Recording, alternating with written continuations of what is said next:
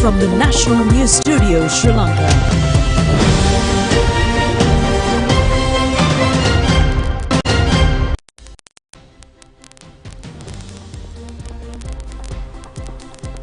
Good evening and welcome to the National News broadcast, bringing to you live from the National News Studios here at Rupavahini, and we are ready to bring you the top stories here at home and around the world. I'm Charita Vinipurarachi. And I'm Hishain Ali. Let's have a look at the headlines first.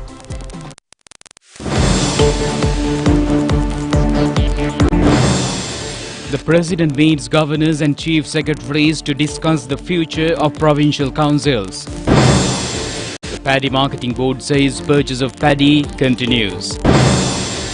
The fire strike on chemical storage in Homagama has no environmental permission. Minister Bandula Gunawardena says the Road Development Authority will not be privatized.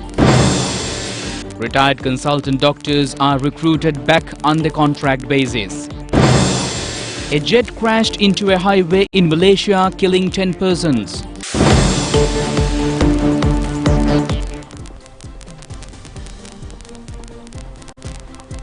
On to those and other stories in detail now, and starting off with the top local story. President Ranil Wickremesinghe says that new mechanism will be prepared to prevent wastage of money in providing services from the Pradeshya Sabha, provincial councils and the central government as well.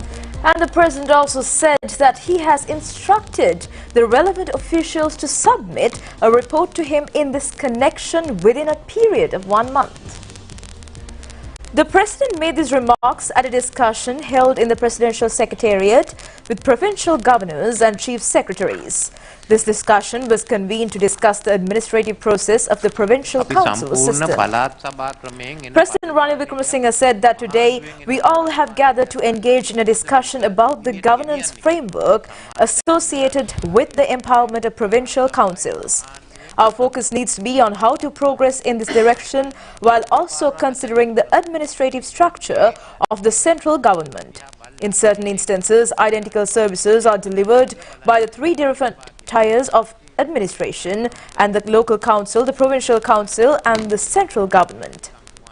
Take, for instance, tasks like drain maintenance, electric pole installation and road construction. Unfortunately, this redundancy results in significant financial wastage.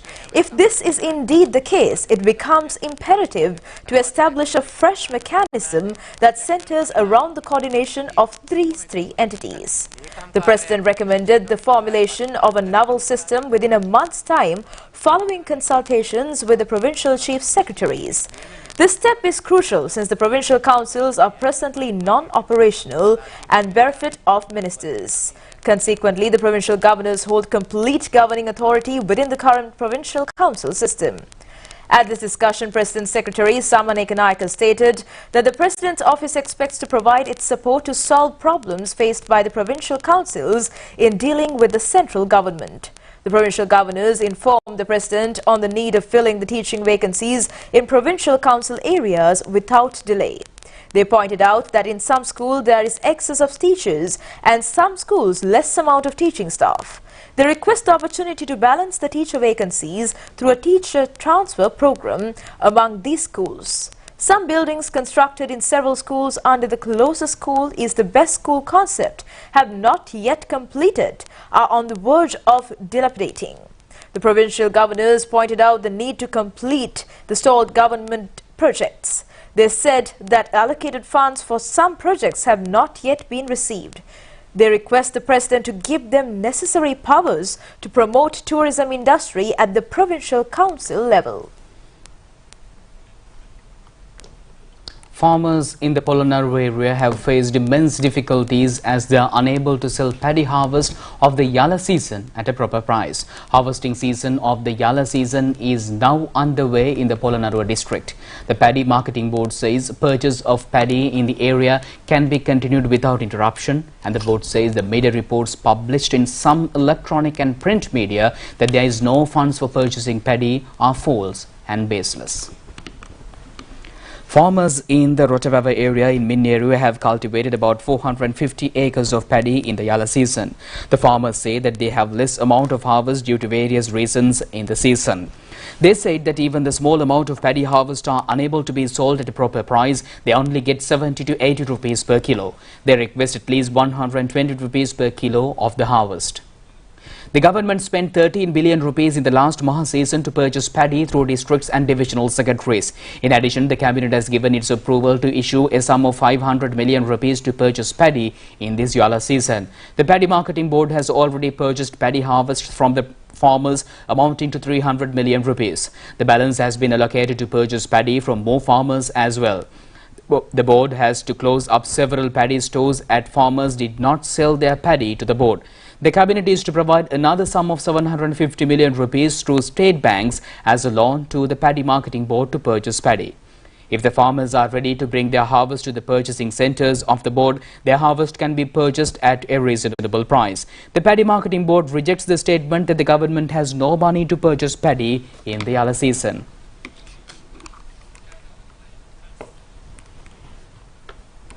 The Central Environmental Authority says the laboratory store of the Homagama Industrial Park, which was destroyed by a fire yesterday, had no environmental permit.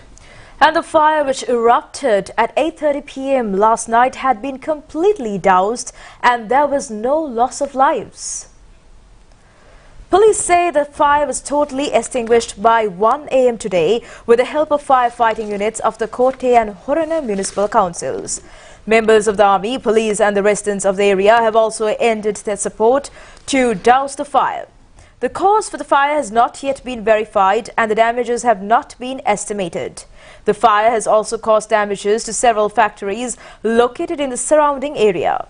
The health authorities request the residents of the area to wear face masks to prevent them inhaling toxic gases emitted by this fire. Police media spokesman SSP Attorney at Law Nihal Thaldua said that this fire has caused no damages or injuries to any person. The police request the people living in the area to prevent entering into this premises as it is contaminated with toxic chemical waste. In the meantime, Vietnam government has expressed its willingness to expand economic cooperation between Vietnam and Sri Lanka. This agreement was made at a bilateral discussion held in China between Prime Minister Dinesh Gunawardena and Vice President of Vietnam Tran Lu Quan. They have focused attention to have new trade investment opportunities in addition to the existing joint ventures between state and private sectors in the two states. Prime Minister Dinesh Gunawardena says that gigantic investments can be made in Sri Lanka with the help of Chinese investments. This will create more employment opportunities for Sri Lankan professionals and skilled labourers. The two envoys also focused attention to expand investment in tea, rubber, coconut, fisheries and agricultural industries, alternative power, mineral mining and many other sectors. The Vietnam government has also agreed to help encouraging Vietnam tourists to visit Buddhist places of worship in Sri Lanka.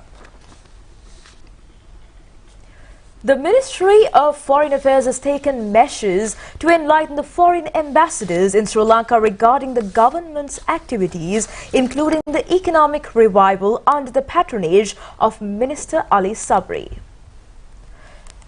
At the outset, Foreign Minister Sabri said that the meeting was a continuation of regular briefings organized by the ministry to share information on current developments in the country. The minister outlined key developments including recent financial stabilization measures, steps taken towards economic recovery and growth, legislative reforms including the adoption of the anti-corruption bill, proposed truth-seeking mechanism and the proposed anti-terrorism bill.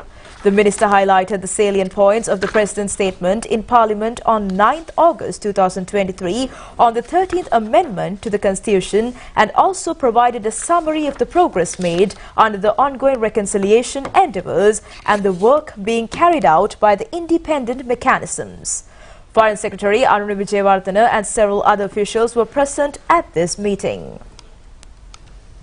And meanwhile, Minister Dr. Bandula Gunawardena says that the Road Development Authority will not be privatized in whatsoever manner. The minister stressed this at a meeting held with the joint trade unions of the Road Development Authority held in the ministry yesterday. Moreover, the minister stressed that no employee of the authority will be removed.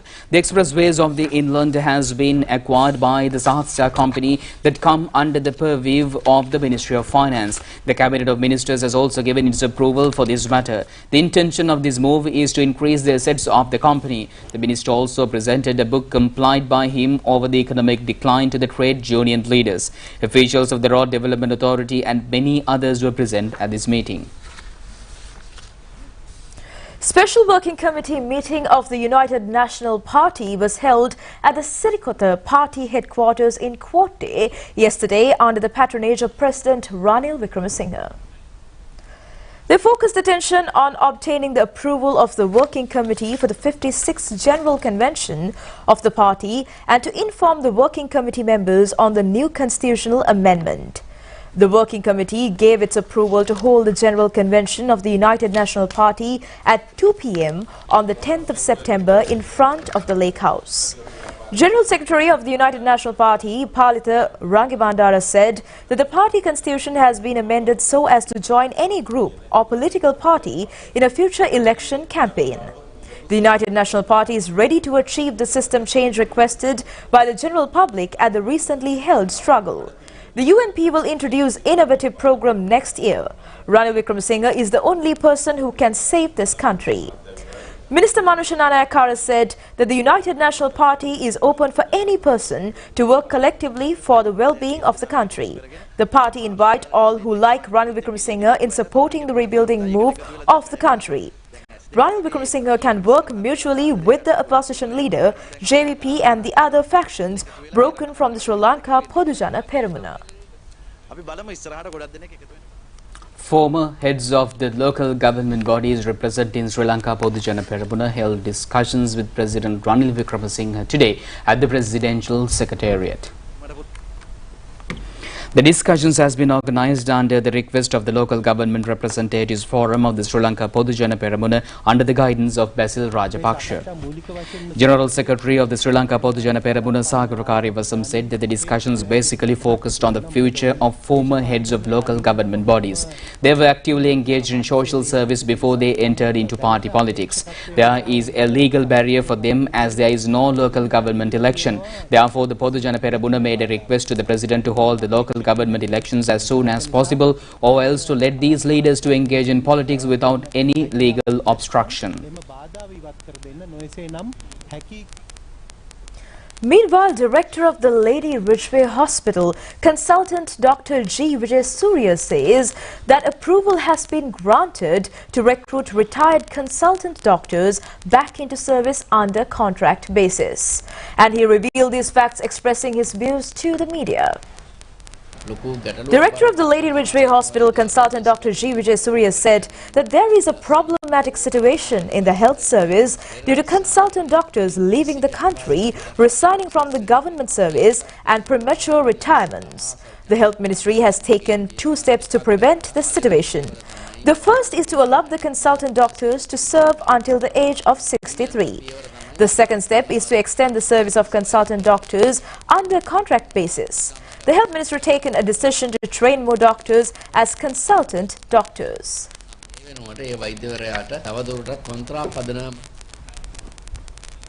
Parliamentarian Premanath Didolawatta emphasized his intention to introduce a bill to establish a mandatory 25% representation of youth within local government bodies. This significant proposal underscores the commitment to fostering generalization, inclusivity and engaging the perspectives of the young citizens in governance process. He stressed these sentiments during a press conference conveyed at the Presidential Media Center today under the theme Collective Path to a Stable Country. Parliamentarian Premanath C. Didolawatta said that while discussions surrounding youth representation within parliamentary context have been commonplace, this actual realization of such opportunities has remained infrequent. Conversely, youth representation with local government structures has been a consistent practice for decades. The history of youth engagement has witnessed instances of young individuals devoid of political familiar backgrounds successfully securing parliamentary positions and even ministerial roles. In response to the issues, he has taken the initiative to present a proposal to amend the Local Government Act and to restain the rightful provisions of 25% nominations for youth candidates. In the meantime, Director of Health Services in the Gampaha district, Indika Vaninayaka, says the district has now been saved from the dengue menace. Joining in an observation tour in the Gampaha district, he said the number of dengue cases reported in the district has reduced by 50%.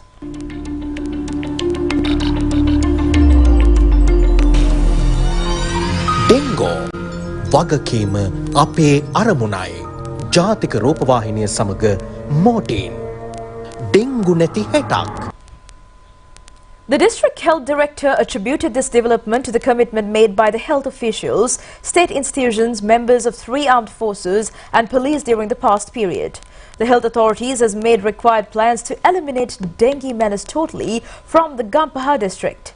The district health director stressed that raids will be conducted further and stern legal actions will be taken against the persons who are responsible to have mosquito breeding places in their premises. Dengue prevention programs are being conducted in many areas throughout the island at present. A dengue control program was held in the Kalewani Mahavidyalaya at Kurukaladam in Batiklo yesterday under the patronage of principal of the school, S. Sridharan. Teachers and students joined in the program and cleaned the school premises.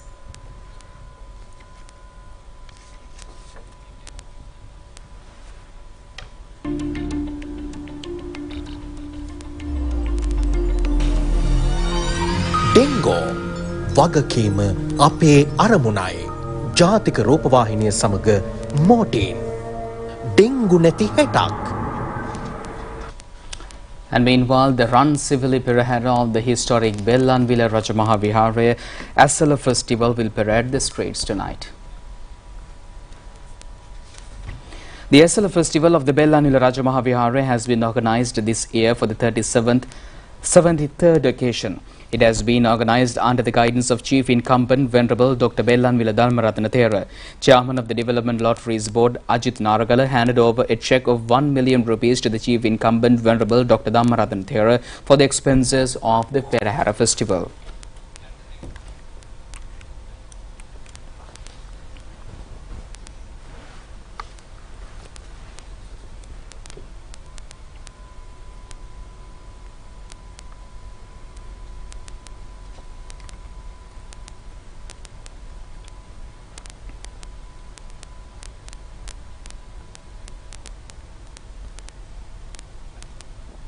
Internal Perahera of the 4 Mahadevalayas of the Kandy Asala Festival began yesterday.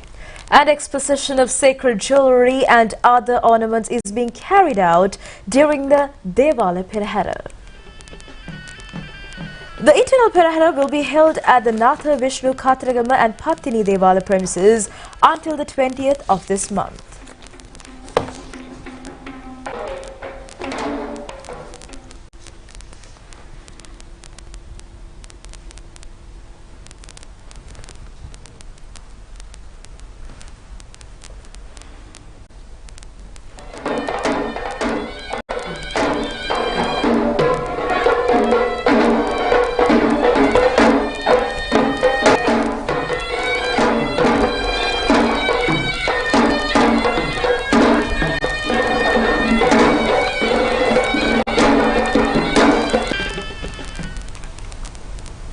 And in the meantime, inaugural screening of the film Lockdown was held at the PVR Cinema Complex in Colombo today under the patronage of President Secretary Saman Ekanaika.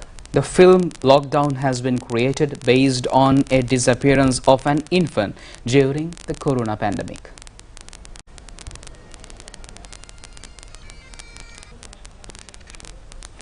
Director of the film is Sunil Premaratna and produced by Sangeet Algabar and Neil Sanjeeva.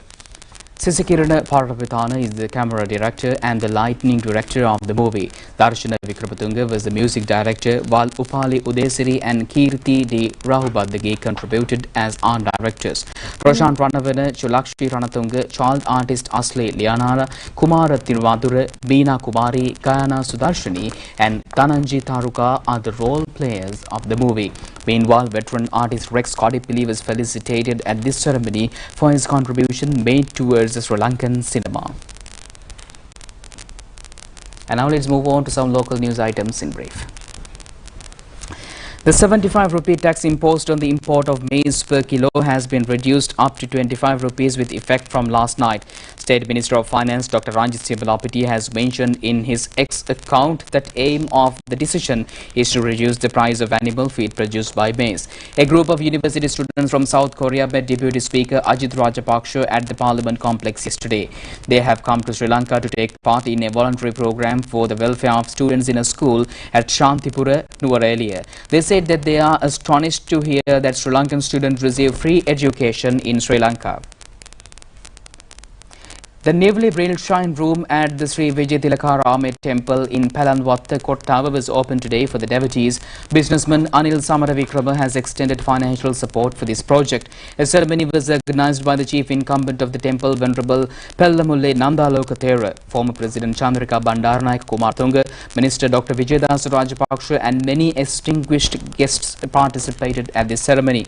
A program has been organized to provide 11 houses for low-income families in 11 Ramadahari divisions in Paduka. A house was donated to one selected family yesterday. Chairman of the Paduka Development Committee, Parliamentarian Jagat Kumara, and many guests were present at this occasion.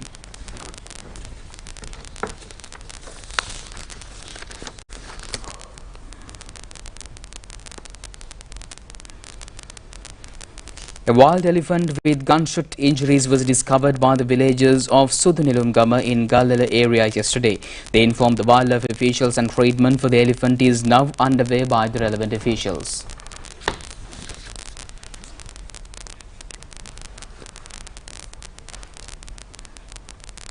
Stay tuned with international news after this break.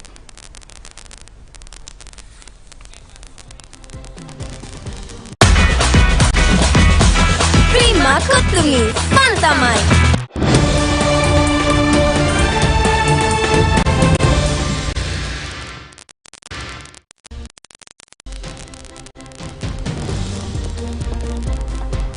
Welcome back after the break, and on foreign news, a private jet has crashed into a car and a motorbike on a highway in Malaysia, killing at least 10 people. All 8 people on the aircraft died along with 2 motorists on the ground. The jet exploded into a fireball on impact with thick black smoke seen rising from the site.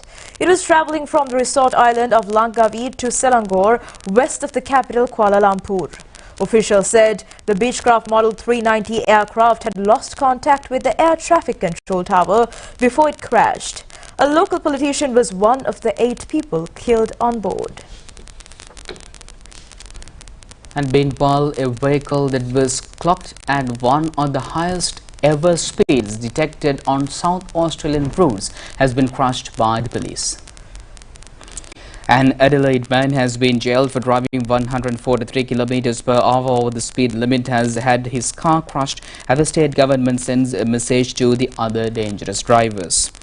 Terry Power Williams was the first South Australian to be jailed after they drove at kilometers per hour in a 110 kilometers per hour zone while on his learner's license earlier this year.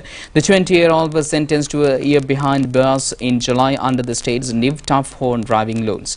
Authorities said that this is one of the highest ever speeds that they have detected on South Australian roads.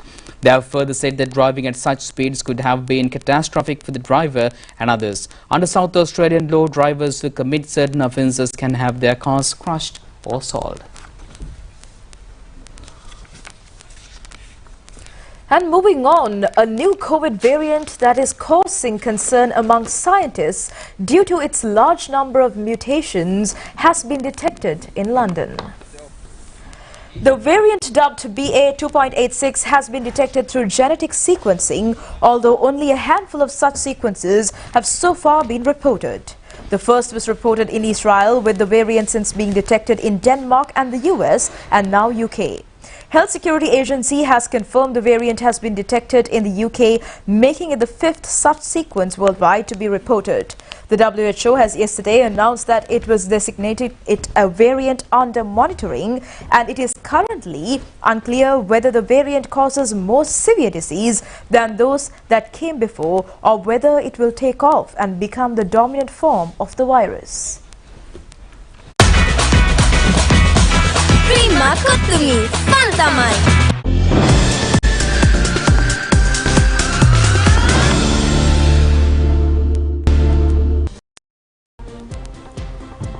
Welcome back to the sports update. Moving with the Lanka Premier League update, the Jaffna Kings team, who emerged champions of all 3 previous editions of the Lanka Premier League cricket tournament, now today with this defeat for the beloved Kandy teams, they had to withdraw their team this time. According to the points table of the preliminary rounds, the beloved Kandy team and the Jaffna Kings team were at the 3rd and 4th places respectively. In the match played yesterday in R. Premadas International Cricket Grounds, beloved Kandy batted first and scored 188 runs for the loss of 8 wickets. Mohammad Haris scored 79 runs. Dinesh Chandimal scored 41 runs. Nuwan Tushana claimed 4 wickets for 40 runs for the Jaffna Kings. In reply, Jaffna Kings could only score 127 runs all out in 17.2 overs. Beloved Kandy won the match by 61 runs. Shoaib Malik scored 31 runs. Wanidu Hasaranga claimed 6 wickets for 9 runs in 3.2 overs, and this is the highest kill recorded by a bowler in the history of Lanka Premier League tournaments. With this win, the beloved Kandy team was qualified for the 2nd semi-final match of this tournament, which will be played against the Galle Titans tomorrow at the R. Premadasa International Cricket Grounds. The winning team of this match will qualify for the final match of the tournament. Double Aura team headed by Kusal Mendes has already qualified for the finals, which is to be played on Sunday. And meanwhile, the DS Senanayake College were able to emerge victorious of the annual rugby encounter played against the Mahanama College, Colombo. This annual match was organized this year for the 15th occasion. DS Senanayake players scored 15 points at the first half of the match, and Mahanama players only scored 5 points. At the second half, the DS Senanayake players scored more points, and Mahanama players couldn't get points at the second half. Accordingly, DS Senanayake College won the match 39 to 5 points.